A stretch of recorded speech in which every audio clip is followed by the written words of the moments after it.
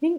This is the first lesson for Chapter 3 Rational Functions in the Grade 12 Advanced Functions course.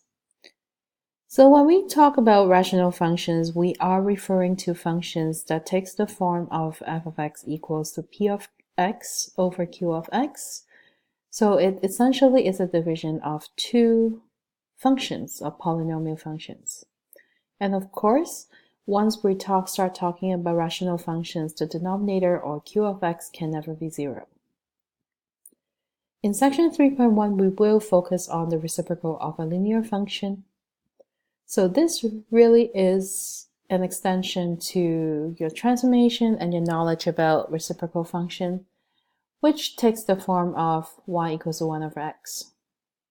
And so if I look at a transformed version of y equals 1 over x, we can look at something like y equals to 1 over 3x plus 6. So here are the two graphs of these two functions. We just want to study their characteristics. So for instance, where are the function restrictions? Well, from the equation, I can tell that the denominator of y equals 1 over x is x, so therefore the function restriction is x not equal to 0. And you do the same thing for the red function. Well, 3x plus 6 cannot be 0, or in other words, x can never be negative 2. At the same time, for these type of functions, because you are always dividing 1 by something, well, there is one number that will never reach on the real number line when you divide 1 by anything. And that will be 0, because you cannot have 1 divided by something equals to 0. Therefore, we can also say that the function is restricted to the y value of 0, or y is never equal to 0 in both cases. And then when you state the domain and range of these two functions, then, well, you can make use of these restrictions and apply them to the domain and range of each. Horizontal asymptote. That has to do with your no man's land for y value and x values. So horizontal asymptote for both functions will be y equals to 0, because the function will never get to that value. And your vertical asymptote will be the position of x, where your function will never get, you can never evaluate your function, or your function is undefined. So vertical asymptote for the first function is x equals to 0. Vertical asymptote for the second function is x equals to negative 2. Another thing that we can actually study or learn about these types of reciprocal function is something called the end behavior. So end behavior speaks about where the function gets really close to, or the formal word is approaches, as x approaches different values on the x-axis. So we can say that as x approaches 0, the negative sign here signifies from the left side. So let me go back to the graph. So imagine that you're riding on this blue function from the far left, and as the function gets closer and closer and closer to x equals to 0, well, the value of the function itself, or the y value, gets smaller and smaller and smaller. So essentially it reaches, or it approaches negative infinity. Or as the function, we start from the far right, approaches x equals to 0 from the right.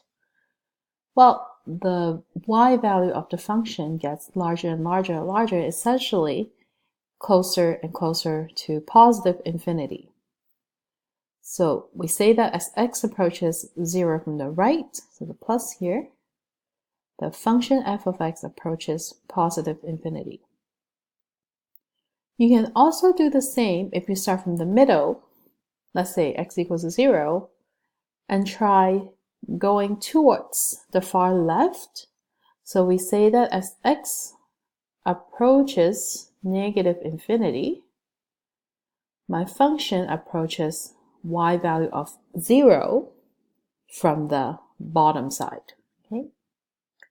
And if I start from the middle again, as x approaches positive infinity, my y value approaches also 0, but this time from the top or from above. Okay? We can do something similar here. As x approaches, so from the far left first, as x approaches negative 2, the function f of x approaches negative infinity. And as x approaches negative 2 from the right, f of x approaches positive infinity. Start from the middle. As x approaches negative infinity, f of x approaches 0 from the bottom. And as x approaches positive infinity, f of x approaches 0 from the top or from above. Okay? In general, we say the reciprocal of a linear function that takes the form of f of x equals 1 over kx minus c. It has a restriction on the domain at the vertical asymptote, and the equation of the asymptote is a result of setting the denominator equals to 0 and solving for x, which gives c over k. And these functions always have a horizontal asymptote at y equals to 0. In other words, because we do have some gaps between the branches, we say that the graph is discontinuous at the asymptotes. Okay? So let's sketch these reciprocal functions. I have f of x equals to 1 over 2 x minus 8. If you like, you can factor out the 2 so that you can tell, well, the restriction of this denominator is x equals to 4, which tells us that your vertical asymptote is along x equals to 4. And we know that for these reciprocal of linear functions, horizontal asymptote is always on the x-axis. Okay? Then we're left with the question of, well, how are we going to include the branches on this graph? Do I have a graph on the top left corner or top right corner and so on and so forth? This is where the end behavior chart comes in. So start with the vertical asymptote. We looked at as x approaches 4 from the left. One way to figure this out algebraically is to use something called a test point. So pick a number that is just slightly shy of 4 from the left side. So let's say 3.9 or 3.999.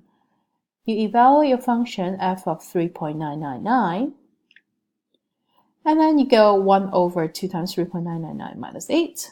Well, that number will be a negative number. And so we can say that the function approaches negative infinity. And then you look at as x approaches 4 from the right. So pick a number slightly larger than 4, so 4.001. Put that into the equation. 1 over 2 times 4.001 minus 8. It gives you a positive value, which suggests that your function approaches positive infinity. So that tells us the behavior around here and around there. You can also do the same for x approaching negative infinity. So pick negative 1000, for example. So f of negative 1000 will give you a negative number or a number smaller than 0. So the function approaches 0 from the bottom. And as x approaches positive infinity, let's say evaluate f of 1000, you'll notice that that number will be a positive number. So we say that f of x approaches 0 from above. There is another thing that we should pay attention to, which is the direction of this function. Does this function always increase? Does it decrease? Or does it sometimes increase or sometimes decrease? We don't know. So what you can do is think about the tangents. Draw some tangents to test out the slope of these tangents. So these two orange lines here indicate two tangents I just randomly put on the graph. You can place your tangent anywhere you want. And both of these tangents are falling from left to right, which suggests that it doesn't matter which branch you're on, as you're looking at these reciprocal of linear function, the function is always going in one direction, in this case always decreasing. Okay? Now if I look at the second function in part B, f of x is 1 over negative 2x minus 6. Once again, you can factor out the negative 2 to look at things a little more clearly. You'll notice that the vertical asymptote will be at negative 3. So here's your vertical asymptote at x equals to negative 3.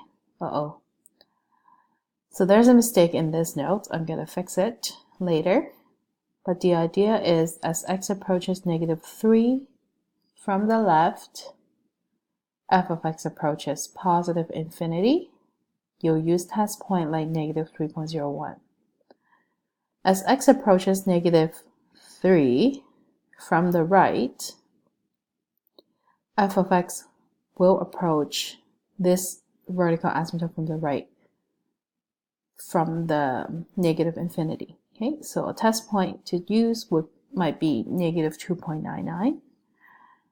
And then you will do the same thing for the end behavior around that horizontal asymptote as x approaches negative infinity and positive infinity.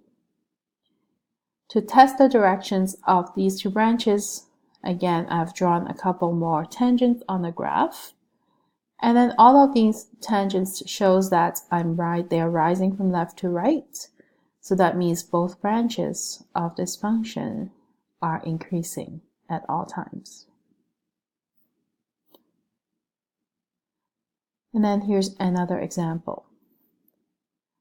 Given f of x equals negative 3 over x minus 2. So even just by observation from the function, I can tell that x will never be 2, or the vertical asymptote will be x equals to 2. Okay, so you put it there.